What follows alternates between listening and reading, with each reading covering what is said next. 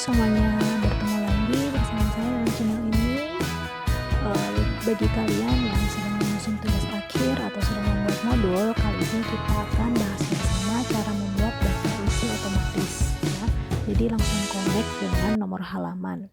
Nah, di sini saya sudah menyiapkan contoh format makalah ya, atau tugas akhir misalnya. Jadi ada cover atau halaman sampul, kemudian kata pengantar, glosarium, daftar isi. Nah, ada bab 1 pendahuluan, kemudian bab 2 tinjauan pustaka, bab 3 pembahasan,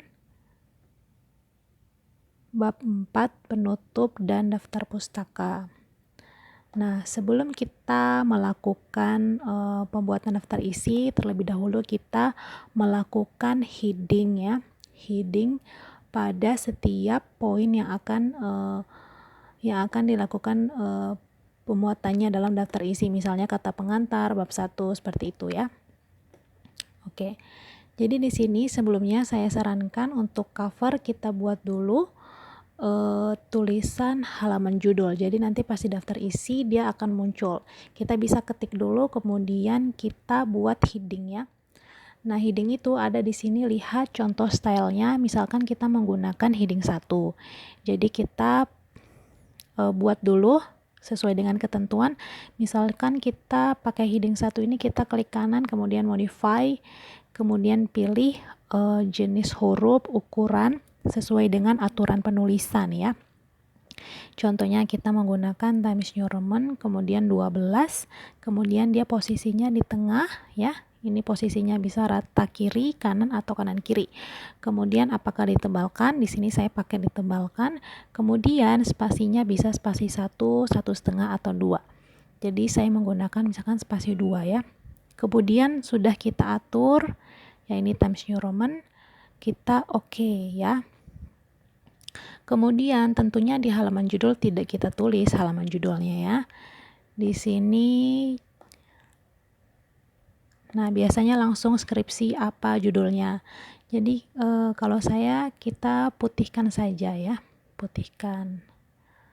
Nah, kalau misalkan tulisannya besar, kita bisa buat tulisan yang kecil ya, supaya tidak makan tempat atau space. Selanjutnya kita heading pada poin berikutnya, yaitu kata pengantar. Kita klik, kita masih menggunakan heading 1. Kita klik heading 1. Kemudian selanjutnya, jadi untuk poin-poin besar kita menggunakan heading 1 ya. Ini juga heading 1. Nah, posisinya juga di tengah. Nah, daftar isi kita menggunakan heading 1 juga ya. Setelah itu bab 1 pendahuluan ya. Nah, ini kan biasanya kita ketik bab 1 kemudian enter baru pendahuluan. Nah, untuk pembuatan heading ini supaya nanti dia hasilnya di daftar isi tidak hasilnya nanti bab 1 titik nomor halaman, baru di bawahnya pendahuluan titik nomor halaman. Jadi jelek ya, susah nanti menghapusnya. Jadi ini jangan langsung di enter, kita tulis seperti biasa aja dulu, seperti ini, satu baris, kemudian kita klik, kita headingnya masih menggunakan heading 1 karena dia poin di atas ya. Kemudian di sini ada poin-poin kecilnya atau sub-subnya, ada latar belakang seperti biasa, rumusan masalah, tujuan, manfaat, dan lingkup. Nah, untuk poinnya ini kita buat ke heading 2 karena dia merupakan anak cabang dari heading 1 ini ya.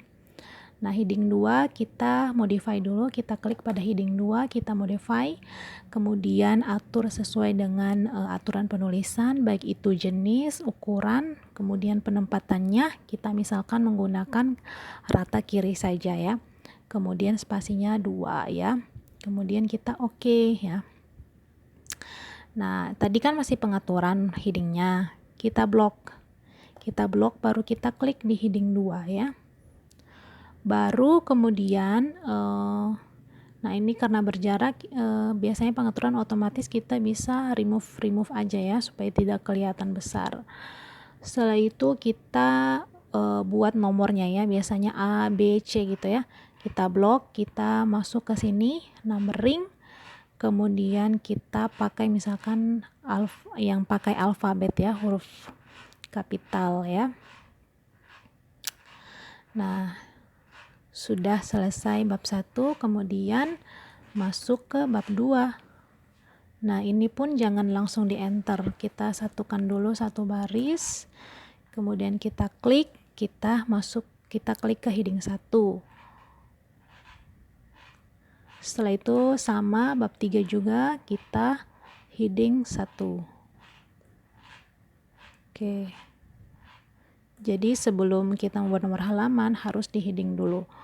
Jadi inilah tujuan heading ya. Nanti dia akan masih heading 1, dia akan lebih rapi nanti muncul otomatis pada daftar isi. Jadi kalaupun ada perubahan, ini heading 1 juga, pada isi atau nomor halaman kita tidak susah-susah lagi mencari, kita buat manual ya. Atau kita malah membuat file yang terpisah, misalkan bab 1 sendiri, bab 2 sendiri. Nah, lebih enak kalau otomatis. Jadi sekali print juga bisa. Nah, kalau sudah di heading, kita lakukan penomoran halaman. Sebelum kita lakukan penomoran halaman, kita lakukan section break ya. Nah, ini biasanya pada cover ya, kita akan memberi halaman I1. Nah, namun kalau nanti di hasilnya tidak mungkin di sini akan muncul I1 jelek ya. Nah, habis I1 baru misalkan kata pengantar I2. Jadi kita lakukan dulu section break karena ini dan ini, karena di sini nanti nomor I1-nya akan dihapus, kita letakkan kursor di akhir halaman, kemudian kita klik di page layout, kemudian breaks, kemudian next page. Nah, kalau mau lihat ini sudah di section break atau belum, kita bisa klik di sini, di home, kemudian ada seperti P terbalik. Nah, ini berarti sudah di section break ya. Ini kita hapus ya, cukup di akhir halaman pertama. Setelah itu masuk ke kata pengantar, glosarium, nanti masuk I2, I3, I4 ya. Nah, nanti kalau masuk di bab 1 pasti tidak I lagi ya, pasti dia akan masuk ke nomor halaman biasa yaitu 1 dan seterusnya. Jadi sebelum masuk ke bab 1, kita letakkan kursor di akhir halaman sebelum bab 1, kemudian kita klik di page layout, kemudian breaks, kemudian next page. Jadi nampak ini sudah di section break ya. Nah, ini tujuan section break supaya kita bisa memberikan nomor halaman yang berbeda. Seperti I1 dia berbeda dengan 1. Seperti itu ya. Nah, kalau sudah dilakukan section break, langkah selanjutnya kita lakukan penomoran halaman ya. Jadi caranya kita klik di insert, kemudian klik di page number, kemudian bottom of page. Biasanya kita misalkan memakai terserah pengaturan ya, apakah dari aturannya kita pakai yang tengah atau kanan bawah terserah. Contohnya di sini kita pakai yang di tengah ya. Oke, di tengah. Nah, ini muncul I1 ya. Nah, untuk I1 selanjutnya adalah biasanya di sini akan muncul I2, cuman karena sudah di section break dia akan berbeda ya. Nah, di sini kita bisa tambahkan, kita letakkan kursor pada halaman yang kedua ini, kemudian kita klik insert, kemudian page number, untuk memberikan nomor halaman kita klik yang di tengah. Nah, ini bisa kita ganti ya, misalkan kita klik, kemudian kita ganti ya, kita ganti dengan dengan ini page numbering. Di sini kita klik, kemudian formatnya masih menggunakan I kecil. Kita mulai dengan I2 ya, terus oke. Nah, ini karena sudah otomatis ya, biasanya dia akan muncul I1, I2 dan seterusnya. Nah nanti setelah I1, I2, I3 kemudian masuk ke bab 1. Nah, bab 1 ini dia akan otomatis langsung ke angka 1, atau bisa juga kita klik di halamannya, kita klik insert, baru page number, baru klik memilih yang angka 1 ya. Nah, bagaimana kita menghapus halaman pada cover ini? Jadi kita bisa klik di halaman kedua. Jadi kita nonaktifkan link to previous ya. Nah, biasanya dia akan tulis kayak gini, link to previous, artinya dia menyambung pada halaman yang pertama. Kita nonaktifkan ya. Kemudian setelah itu kita hapus pada yang covernya ini, kita klik, kita hapus. Jadi dia tidak nampak lagi nomor halaman seperti ini. Nah, sedangkan yang kedua masih ada nomor halamannya. Seperti itu. Sama juga ya, misalkan kita masuk ke bab 1, dia menjadi I5, kita bisa blok, kemudian kita nonaktifkan link to previous, baru kita ganti pada page numbernya ya, mau menggunakan format yang mana. Nah, karena di sini sudah otomatis, berarti sudah, kita bisa mengganti jenis tulisannya dengan memblok, kemudian klik home, kemudian jenis huruf, kemudian kita ganti misalkan Times New Roman. Oke. Nah, untuk penomoran halaman sudah selesai. Selanjutnya kita melakukan yang namanya pembuatan daftar isi ya. Caranya, nah ini kita nonaktifkan dulu.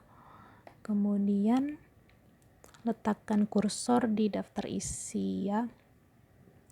Kemudian caranya kita klik di reference, kemudian table of content, kita klik aja di insert table of content. Jadi di sini kita bisa mengatur show levelnya ini mau kita atur apakah nanti dimunculkan sampai poin heading ketiga atau heading kedua. Tadi kan saya poinnya sampai heading kedua saja. Nah, boleh kita mundurkan jadi heading kedua. Kalau ada anak cabangnya lagi ya, seperti misalkan tadi tujuan penulisan ya, ada misalkan ada tujuan umum, tujuan khusus, berarti kan dia masuk heading 3, kita tambahkan ke heading 3 seperti itu ya. Kemudian kita oke. Nah, ini muncul, ini sudah bagus ya, karena tadi kita kita hapus enternya antara bab 2 dan tinjauan pustaka, begitu juga bab lainnya.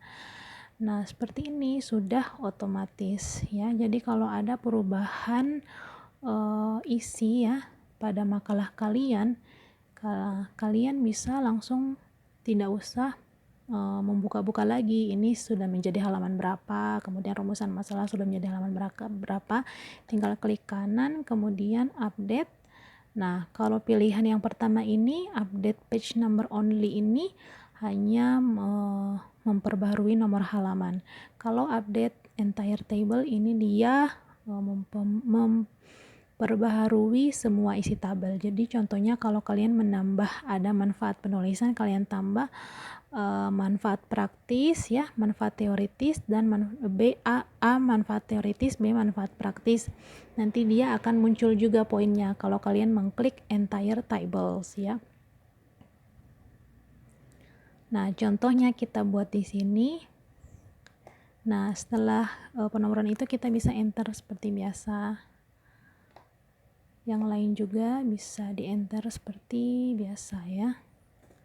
Nanti kalau ada perubahan tinggal di update page numbernya.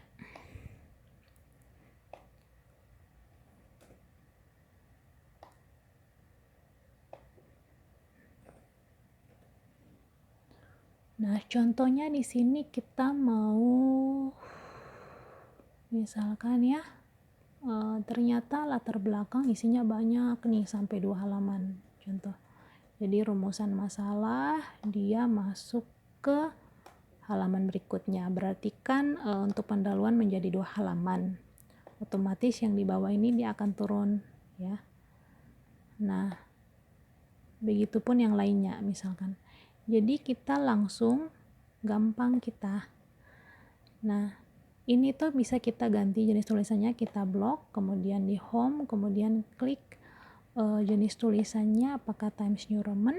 Nah, kemudian kita bisa atur ukurannya juga dan spasinya. Mau spasi berapa ya? Contohnya spasi 1,15 ya.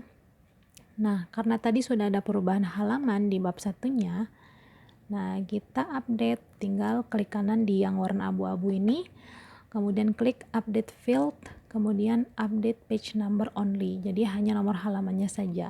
Kalau menambah poin berarti update entire table. Nah, ini page number only. Nah, berubah ya menjadi rumus latar belakang halaman 1, rumusan masalah menjadi halaman 2 sampai di lingkup penelitian, seperti itu. Jadi lebih praktis ya, tidak membuang waktu atau membagi-bagi file Anda menjadi bab 1, bab 2 dan seterusnya. Nah, seperti itu. Oke, sekian pembahasan kita pada hari ini. Kalau ada pertanyaan mungkin bisa ditambahkan di kolom komentar. Nah, selanjutnya tunggu tutorial selanjutnya, dan jangan lupa like, subscribe, dan bagikan ke teman Anda yang membutuhkan. Oke, assalamualaikum warahmatullahi wabarakatuh.